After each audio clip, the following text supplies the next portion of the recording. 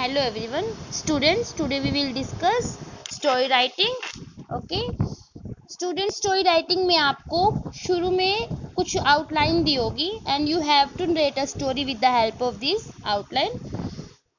और एक स्टोरी आप पे इस तरह से भी आएगी बेटा कि जैसे मान लो एक लाइन आ गई, वो आगे आपने उसको खुद नरेट करना है, कंप्लीट करना है, आपने खुद इमेजिन करनी है अपने माइंड में स्टोरी और उसके अकॉर्डिंग आपने लिखनी है। लेकिन जो हमें हिंट्स दिए होंगे उस स्टोरी में हम हिंट्स की हेल्प से ही बनाएंगे। अब जैसे इस स्टोरी में अ lion was sleeping dash a mouse the mouse bagged mercy, मतलब ये वाली स्टोरी तो वैसे वेल नोन स्टोरी है, हमने मोस्टली सुनी हुई है। लेकिन कई बार हमें ऐसे हिंट दिए होंगे कि जो हमने नहीं सुने होते, लेकिन we have to rate and we will rate.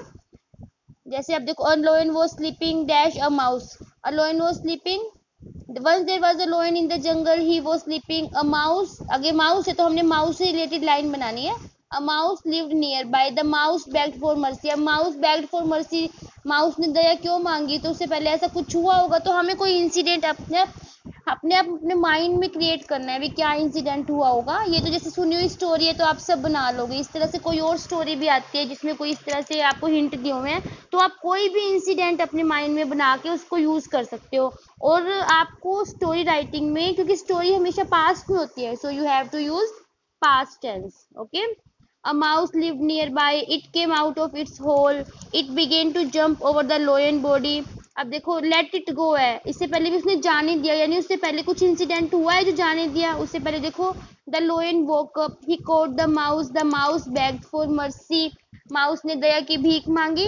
And the lion took pity on it, lion को उस पर दया आ गई। ही लेट इट गो, उसने उसे जाने दिया। मतलब हमने इन हिंट्स की हेल्प से क्या एक स्टेंजा बनाया है कि एक बार एक लोयन जंगल में सो रहा था, एक माउस जो उसके पास वहीं पे पास में रहता था उसके पास उसके आके उसकी बॉडी के ऊपर उसने जंपिंग शुरू कर दिया। लोयन जो है उठ जाता है और वो माउस को पकड़ लेता है। जो माउस है वो बहुत डर जाता है और दया की भीख मांगता है लोयन के आगे, और जो लोयन को उसके ऊपर दया आ जाती है और वो उसे जाने देता है।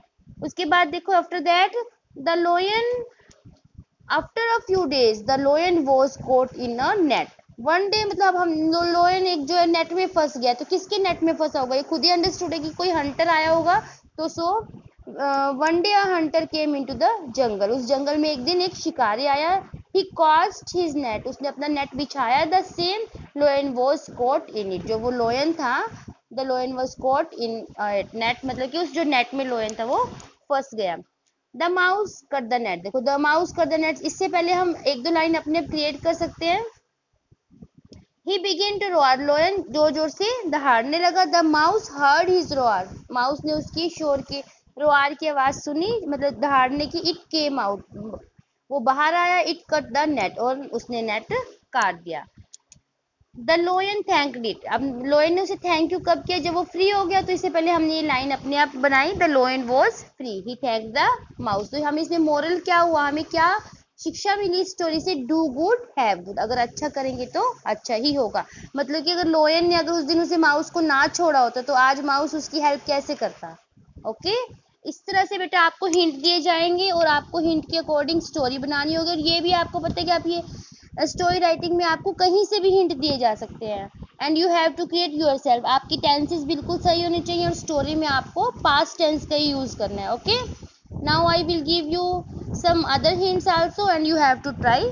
Okay, thank you student.